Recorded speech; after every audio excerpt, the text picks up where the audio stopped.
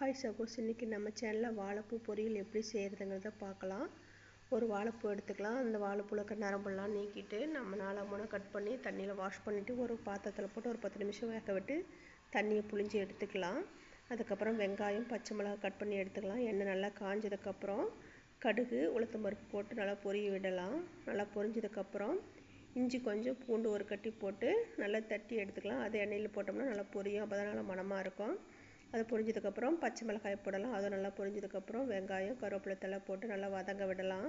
நல்லா வதங்கினதுக்கப்புறம் நம்ம சிம்மில் வச்சுட்டு வதங்கலாம். அப்போ தான் கருகாமல் இருக்கும். நல்லா வதங்கினதுக்கப்புறம் இது கூட 2 முட்டை உடச்சி ஊற்றினோம்னா அந்த வாழைப்பூ பொரியல் ரொம்ப டேஸ்ட்டாக இருக்கும். அதனால் உடச்சி விட்டுக்கலாம்.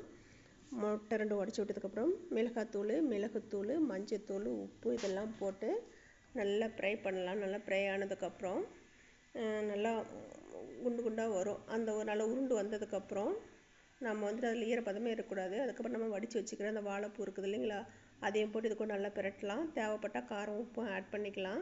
நல்லா ஃப்ரை ஆனதுக்கப்புறம் நம்ம இது ஒரு பாத்திரத்தில் மாற்றிட்டு சாப்பிட்டோம்னா ரொம்ப டேஸ்டியாக இருக்கும். இது செஞ்சு பாருங்கள். பிடிச்சிருந்தா லைக் பண்ணுங்கள், கமெண்ட் பண்ணுங்கள், சப்ஸ்கிரைப் பண்ணுங்கள்.